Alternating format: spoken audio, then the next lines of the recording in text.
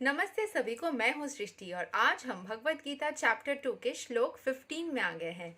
रोज की तरह पहले मैं श्लोक को संस्कृत में पढ़ूंगी, फिर उसके इंग्लिश ट्रांसलेशन को देखेंगे और मीनिंग को समझेंगे। तो चलिए शुरू करते हैं।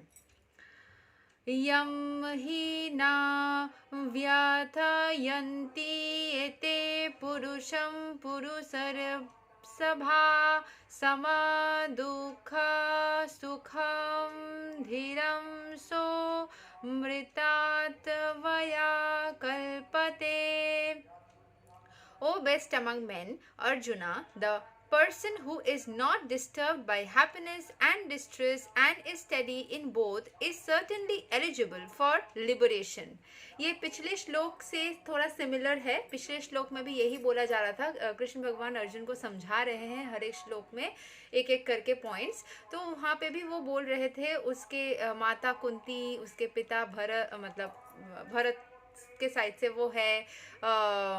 तो उन सब लोगों को बोल के यही जताया जा रहा था कि तुम अच्छे फैमिली से हो तो तुम्हारे अंदर वो काबिलियत है कि तुम किसी भी सिचुएशन को डील कर सकते हो। एंड साथ ही साथ और भी चीज़ था कि हैप्पीनेस और जो डिस्ट्रेस है, मतलब सैडनेस है, वो सीजन की तरह आता जाता रहता है। समर विंटर जैसे आते हैं वैसे ही आता जाता रहता है। उसको थोड़ा सिंपली ले लो, उसको उतना ज़्यादा हावी मत होने दो अपने ऊपर कि खुशी मतलब बहुत ज़्यादा खुश हो गए, दुख मतलब बहुत ज़्यादा दुखी हो गए, वैसा मत करो।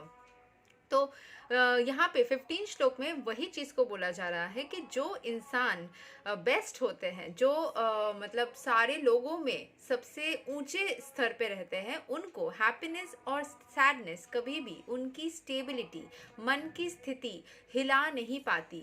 वो हर किसी सिचुएशन में स्टेबल रहते हैं, काम रहते हैं, कंपोज्ड रहते हैं एंड सॉल्यूशंस निकालते हुए आगे बढ़ते रहते हैं। बहुत ज़्यादा खुशी के माहौल में भी वो शांत रहते हैं।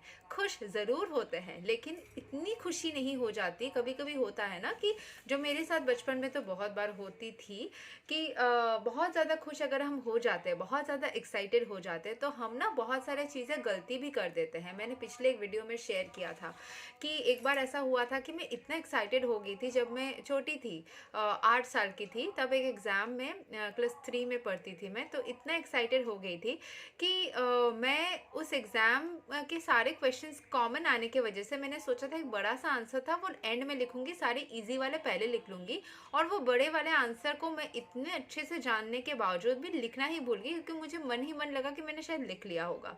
पता नहीं कि ऐसा क्यों हुआ था, बट हाँ, ज़्यादा एक्साइटेड होने से। इसीलिए बचपन में मेरी मम्मी भी बोलती थी मुझे कि कभी भी एग्ज़ाम्स के दौरान स्पेशली, क्योंकि वो एक critical life is an exam, लेकिन लाइफ को छोटे उम्र में हम लोग लाइफ इज़ एन एग्ज़ाम करके नहीं सोचते उतना। छोटे छोटे जो एग्ज़ाम्स होते हैं वही हमें लाइफ के लिए प्रिपेयर करती है। तो एक टीचर ने भी हमें बोला था ऐसा कि ये जो छोटे छोटे एग्ज़ाम्स दे रहे हो उसमें क्रिटिकल हो रहे हैं, अचानक से सिलेबस बढ़ा दिया जा रहा है, ये इसीलिए किया जा रहा है ताकि आप ज़िंदगी के एग्ज़ाम के लिए prepared हो जाओ। This is preparation. This education system is, along with making you literate, is also preparation for the entire life struggles. तो मेरी मम्मी ने जो मुझे बोला था कि जब भी क्वेश्चन पेपर मिले ना, शांत दिमाग से पढ़ना और शांति से करना। तो अगर हम छोटे उम्र में एक एग्ज़ाम में जैसे कर रहे हैं, वो हमें ज़िंदगी के लिए सिखाया जा रहा है कि हमें कैसे परफॉर्म करना चाहिए। तो हमें ज़िंदगी के हर एक माहौल में, हर एक स्थिति में उसको एज एन एग्ज़ाम सोच के कि हमेशा टेंशन में नहीं रहना है कि ये एग्ज़ाम है, ज़िंदगी के हर मोमेंट एग्ज़ाम है। एन्जॉय करो, एग्ज़ाम को ही सिंपली ले लो और उसके साथ साथ ऐसे परफॉर्म करो एग्ज़ाम को कि जैसे कि वो एक सिंपल सा कोई एग्ज़ाम है। एंड उसमें शांति बना के रखने की बहुत ज़्यादा ज़रूरत है। तो यहाँ पे जो एक्सप्लेनेशन है उसको समझ लेते हैं और देखते हैं कि क्या यहाँ बताया जा रहा है। Anyone who is steady in his determination for the advanced stage of spiritual realization and can equally tolerate the onslaughts of distress and happiness is certainly a person eligible for liberation. तो liberation मतलब मुक्ति।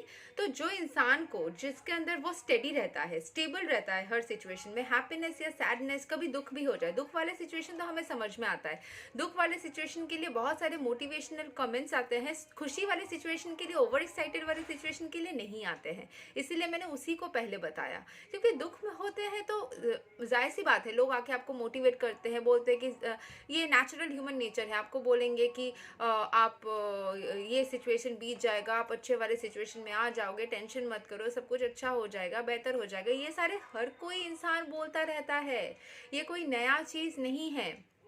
लेकिन जो नया है वो ये है कि हैप्पीनेस में आपको भूल नहीं जाना है, कैरिड अवे नहीं हो जाना है। लाइफ के बेस्ट मोमेंट्स को एंजॉय करो, बट उसमें ऐसे कैरिड अवे नहीं हो जाओ कि वो रिलक्टेंटली रहने की वजह से उसमें ही कुछ गड़बड़ मत कर देना, ठीक है। लेकिन नहीं तो वो हैप्पीनेस वाला सिचुएशन कभी भी सैडनेस में टर्न हो सकती है, तो उसके लिए आपको शांति बना के रखनी होगी, ठीक है। और अपने से कोई सिचुएशन आती है तो you have to deal with it with calmness. यहाँ पे जो बोला स्टेडी रहना होगा आपको, तभी आप जो भी सिचुएशन आएंगे उसमें आप बहकेंगे नहीं, एंड आप मुक्ति मिल जाएगी, मतलब उस सिचुएशन को पार करके चले जाएंगे। पूरी जिंदगी से मर के मुक्ति वो सिर्फ नहीं बोला जा रहा है, हर एक सिचुएशन को से सेट फ्री होना। लाइफ में बहुत से सिचुएशंस आ जाते हैं ना, कुछ कुछ ऐसे आते हैं जो कि हम नहीं पसंद करते हैं, लेकिन उस सिचुएशन से मुक्ति, हर एक सिचुएशन से अगर आप लिबरेशन चाहते हो, सेट फ्री होना चाहते हो, तो उसके लिए आपको स्टेडी रहना पड़ेगा। In the Varnashrama institution, the fourth stage of life, namely the renounced order, sannyasa, is a painstaking situation.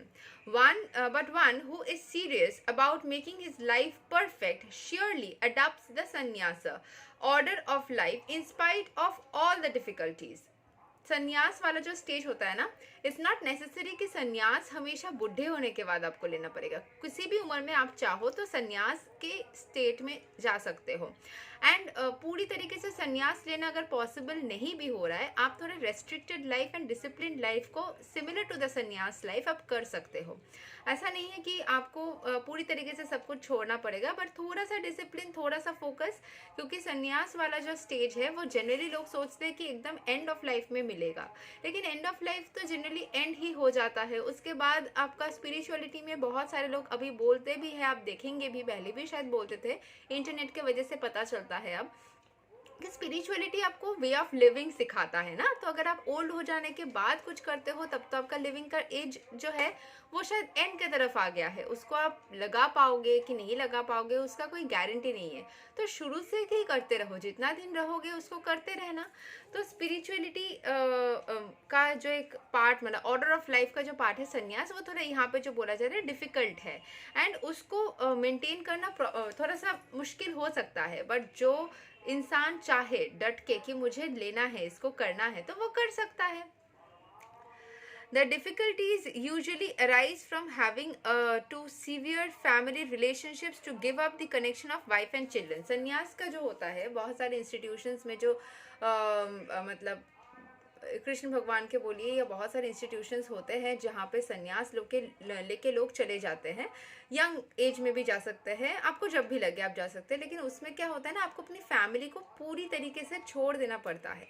वो सबसे बड़ा डिफ़िकल्ट पार्ट होता है, एंड वो कहीं ना कहीं जो फैमिली मेम्बर्स हैं उनके लिए भी कष्टदायी होता है। जो संन्यास ले रहे हैं उनके लिए नहीं, सिर्फ उनके लिए होता तो ज़रूर है, लेकिन उनके साथ जो लोग रहते हैं, जो उनसे बिछड़ रहे हैं, उन्हें लव्ड वंस जो है, जो उनसे इतना दिन साथ में खुशी वाले मोमेंट्स बिता रहे थे, खुशी दुख साथ में बिता रहे थे, उनके लिए भी मुश्किल हो जाता है। तो बहुत सोच समझ के कि आप कर भी सकते हो, नहीं कर सकते हो, वैसा करना चाहिए। नहीं तो आप डिसिप्लिन लाइफ में रह सकते हो साथ में लोगों को रखते हुए।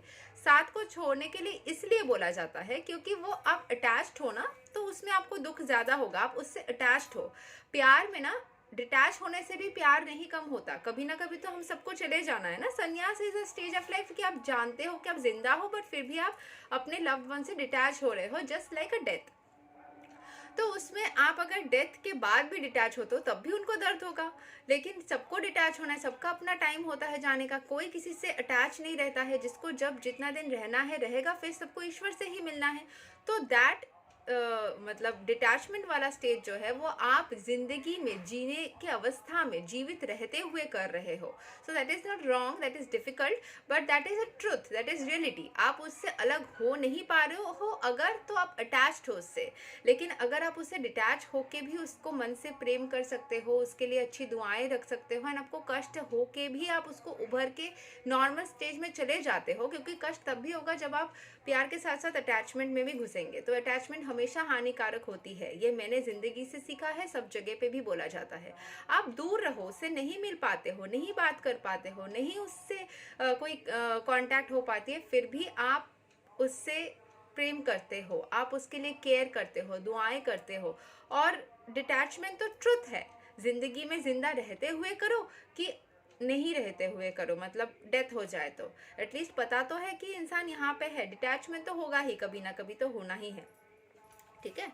Okay, but if one is able to tolerate such difficulties, surely his path to spiritual realization is complete. Spiritual realization संन्यास लेने से होगा। क्यों बोला जा रहा है? क्योंकि आपको स्पिरिचुअलिटी का सबसे बड़ा जो लर्निंग है ना, जो यहाँ तक या हमेशा ही पता चलेगा आपको कि डिटैचमेंट सबसे बड़ी लर्निंग है स्पिरिचुअलिटी की। तो अगर आप उस स्टेज को कर सकते हो, अपने लव वंस को जिंदा रहते हुए छोड़ के रह सकते हो ना, टॉलरेट कर सकते हो ना, तो आप अपने सोल को डिटैचमेंट सिखा दोगे, मतलब स्पिरिचुअल रियलाइजेशन के बहुत बड़े मुद्दे को कवर कर लोगे, ठीक है। क्योंकि ये सच है, स्पिरिचुअलिटी में यही होता है, यही सच है। Similarly, in Arjun's discharge of duties as a Kshatriya, he is advised to persevere even if it is difficult to fight with his family members or similarly beloved persons. तो यहाँ पे अर्जुन को भी बोला जा रहा है कि आपको अपने प्यारे लोगों के साथ में लड़ना होगा, ये जानते हुए, ये बिलीव करते हुए कि आप उनसे अलग हो जाओगे। आप उनके साथ, ये आप अपने अंदर की कोई आदतों के साथ भी ले सकते हो। आप रियली जाके किसी से फाइट नहीं कर रहे हो, पर आप अपनी कोई आदत जिससे आप अटैच्ड हो। किसी को मैं बोल रही हूँ कि मान लीजिए आपको जल्दी उठना पड़ेगा, लेकिन वो 8-9 बजे उठने के साथ साथ अटैच्ड है, ही और she is attach to waking up late. तो मैं उसको अगर ये बोलूँ कि तुम्हें 5 बजे 4 बजे उठना पड़ेगा, तो अपने आदत से वो डिटैच नहीं हो पा रहा है, आदत से अटैच्ड हो गया, इसीलिए बोले मुझसे नहीं होता, किसी से कुछ भी नहीं होता, इट्स नॉट पॉसिबल। वो सब चीज़ हम दुनिया में कर सकते हैं जो हम चाहते हैं, ठीक है। जो भी हम चाहें हम सब कुछ कर सकते हैं। अगर हम नहीं कर पा रहे, या तो हम विल पावर से लैक कर रहे हैं, या हम कोई दूसरे चीज़ के साथ अटैच्ड है जिसको हम छोड़ना नहीं चाह रहे हैं, ठीक है। तो अगर आप चाहे तो आप अपने अंदर की बुरी आदतों को, किसी को स्मोकिंग की आदत है, आप उसको करना चाहते हो, नशा जैसा हो गया है, that is because you are attached with that आदत, आप उसको छोड़ना नहीं चाह रहे हो। अगर आप किसी इंसान को, जैसे छोटी मुँह बड़ी बात, और ज़्यादा अपने प्रेज भी नहीं करना चाहिए, बट मैंने खुद के अंदर देखा है कि अगर मुझे पता है कि ये पर्टिकुलर फूड, एग्जाम्पल फूड को ले रही हूँ, खाना, कोई एक खाना खाने से वो मेरे लिए ख़राब है, तो मैं उसको ज़िंदगी भर के लिए छोड़ सकती हूँ। उसमें हो सकता है वो मेरा फेवरेट फूड हो, जैसे मुझे दही बहुत पसंद है, पर मुझे मेरे हेल्थ के लिए कुछ दिन के लिए दही को छोड़ने के लिए हो सकता है परमानेंटली, बट मैं परमानेंटली देख लूँगी अगर वो मेरे हेल्थ के लिए अफेक्टेड हो रहा है कि नहीं। तो मुझे कुछ दिन के लिए गैप लेने बोला गया है, लेकिन मैं दही सुबह और शाम 250 ग्राम करके, या 5 मतलब 400 या 500 ऐसे ओवरऑल दिन में मैं खाती थी एवरी डे। मैं लगातार 3 साल से ऐसे खाए जा रही हूँ एवरी डे। अभी मुझे बोला गया है कि आपको छोड़ना पड़ेगा, तो मैंने तुरंत उसको छोड़ दिया। मेरे घर में फ्रिज में दही पड़ा हुआ है, मेरे घर में बाकी लोग खा रहे हैं मेरे सामने, लेकिन फिर भी मैंने उसको छोड़ा हुआ है। इंस्टेंट डिटैचमेंट आप ऐसे प्रैक्टिस कर सकते हो। मैं जब 10th स्टैंडर्ड में थी, मैं अपने से एग्जांपल दे रही हूँ क्योंकि मुझे बाकियों का नहीं पता है, मैं अपने साथ ही एक्सपेरिमेंट करती रही हूँ ना, तो वही से वैसे ही मैं एग्जांपल्स रख रही हूँ। जब मैं 10th स्टैंडर्ड में थी, तब किसी ऐसे ही जो कुछ स्पिरिचुअल टॉक्स करते हैं, ऐसे किसी इंसान ने बोला था कि उनके शायद किसी बुक में मैंने पढ़ा था कि अगर आप चाहते हो सेल्फ कंट्रोल को इंक्रीज़ करना, जो कि अभी लगता है मुझे कहीं ना कहीं डिटैचमेंट को भी सिखाता है, प्रैक्टिस करना, तो आप क्या कर सकते हो कि आपका जो फेवरेट फूड है, फॉर एग्जांपल किसी को हो सकता है कोई कुछ भी, मतलब फ्राइड राइस या फिर कुछ नूडल्स या कुछ भी टेस्टी सा बहुत पसंद है, आपका फेवरेट है, घर में वो चीज़ आया है, या फिर आप बाकी को खाने के लिए आपने बोला है, कुछ भी तरीके से वो घर में आया है, लेकिन आप उसका एक स्पून भी, एक दाना भी नहीं खाओगे, सबको खाते देखोगे फिर भी नहीं खाओगे। Can you do that? ऐसे मैंने जब 10th में थी तब मैंने ये चीज़ सुना था। उसके बाद मैंने धीरे धीरे प्रैक्टिस स्टार्ट किया कि मेरा फेवरेट फूड, मेरा फेवरेट चीज़, मेरे फेवरेट क्लोथ्स, बहुत सारे चीज़ है जिसको मैंने ना ऐसे त्याग जैसा स्टार्ट कर दिया, सैक्रिफाइसेस एंड त्याग, जो आपको सेल्फ कंट्रोल को बढ़ाता है एंड डिटैचमेंट को भी बढ़ाता है। मुझे नहीं पता था उस टाइम पे, मैंने बस अपने आप को कंट्रोलिंग पावर इंक्रीज करने के लिए किया था कि हाँ this is a kind of meditation also. हम माइंड से बैठ के, अगर हम बैठ के मेडिटेशन करें उस टाइम भी हम अपने थॉट्स को इधर उधर जाने से रोक रहे हैं। यहाँ पे भी हम अपने विचारों को या फिर अपने इच्छाओं को इधर उधर बिखरने से रोक रहे हैं। तो वो चीज़ आप करोगे तो आपको डिटैचमेंट बहुत इजीली धीरे धीरे करना आ जाएगा कोई भी सिचुएशन के साथ में, ठीक है। हो सकता है किसी किसी सिचुएशन में थोड़ा ज़्यादा कम टाइम लगे, लेकिन आप कर लोगे, आप बहुत इजी भी हो जाओगे लाइफ के साथ, एंड लाइफ बहुत सिंपल भी लगने लगेगी। Okay, Lord Chaitanya took sannyasa at the age of 24, and his dependents, young wife as well as old mother, had no one else to look after them. Yet for a higher cause, he took sannyasa and was steady in the discharge of higher duties. That is the way of achieving liberation from material bondage. तो यहाँ पे बहुत सारे लोग ऐसे हो सकता है, मेरे जान पहचान के भी ऐसे बोलते हैं कि ये स्वार्थी नेचर है, आप अपने लिबरेशन के लिए अपने लव्ड वंस का टेक केयर करना छोड़ दे रहे हो, आप अपना फैमिली का, ये भी पॉइंट कहीं ना कहीं हो सकता है लॉजिकल लगे कि आप स्वार्थी हो रहे हो, लेकिन स्पिरिचुअलिटी में ना आप अपने ही बारे में ज़्यादा सोचते हो, बाकियों के बारे में भी सोचते हो, बट कहीं ना कहीं थोड़ा सा हाई लेवल सोचना पड़ता है, जहाँ पे आप उनको भी डिटैचमेंट सिखा के जा रहे हो, खुद भी डिटैचमेंट सीख रहे हो, एंड उसको फॉलो आपके साथ साथ आपके फैमिली मेम्बर्स को भी बाय डिफॉल्ट करना पड़ रहा है। So both are going through the same phase. In fact उनके साथ तो फिर भी कुछ और लोग हैं शायद, लेकिन आपको अकेले बन जाना पड़ता है क्योंकि आपका ये डिसीजन था। तो चैतन्य महाप्रभु ने भी ऐसा किया था, अपने यंग वाइफ को और ओल्ड मदर को देखने के लिए कोई नहीं था, फिर भी उनको छोड़ के वो चले गए जिंदगी भर के लिए, ठीक है। उनके लिए अटैचमेंट उनको काटना पड़ा। तो यही चीज़ कोई बोल सकता है कि इररेस्पॉन्सिबिलिटी है, ये अपने बारे में सोचा, रिस्पॉन्सिबिलिटी को छोड़ दिया, अपने अपने युक्तियाँ हो सकती है, ये भी कोई बोल सकता है। और दूसरे तरीके से देखा जाए तो डिटैचमेंट का सीख उन्होंने लिया एंड दूसरे लोगों को भी डिटैचमेंट फॉलो करवाया for spirituality. This is one of the points which is necessary. जो सत्य है वो तो मानना पड़ेगा। तो दो तरीके से भी आप सोच सकते हो, which ever you feel like comfortable. आप देखिए, अपने कंफर्ट जोन से तुरंत निकलना पॉसिबल नहीं होता है। मेरे लिए जैसे दोनों ही पॉइंट्स लग रहे हैं कि अपने अपने तरीके से शायद सही है, जो जिसको फॉलो करना चाहे कर सकता है, लेकिन डिपेंड्स कि आप किस चीज़ में रिजिड हो या फ्लेक्सिबल हो या किस तरीके से सोच रहे हो, ठीक है। तो एक बार में कोई भी चीज़ को अचीव करना थोड़ा डिफिकल्ट होता है। एक बार में इसका मतलब ही नहीं आपको घर छोड़ देना पड़ेगा, आपके जो आदतें हैं उसके ऊपर वर्किंग करो।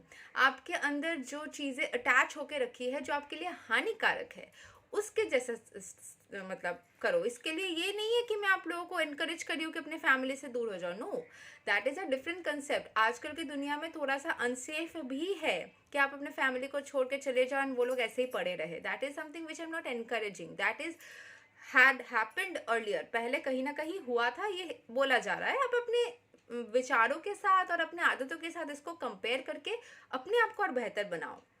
एंड कोई भी चीज़ को अचीव करने के लिए एक बार में बिल्कुल नहीं होता है, जो मैं पहले भी बोल रही थी।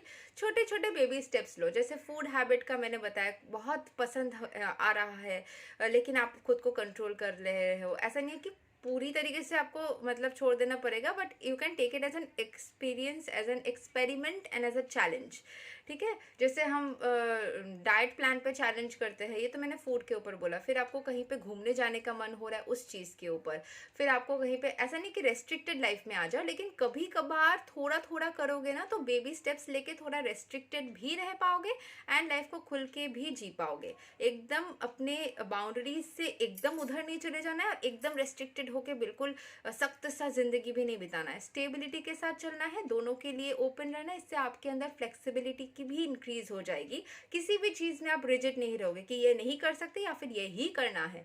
आप उसमें उस चीज़ से निकल के आ जाओगे, थोड़ा फ्लेक्सिबल हो जाओगे। कभी कभी थोड़ा कंट्रोलिंग पावर भी होगा, जबान पे भी उससे कंट्रोल आएगी, सोच पे भी कंट्रोल आएगी एंड लाइफ थोड़ी स्मूथ हो जाएगी।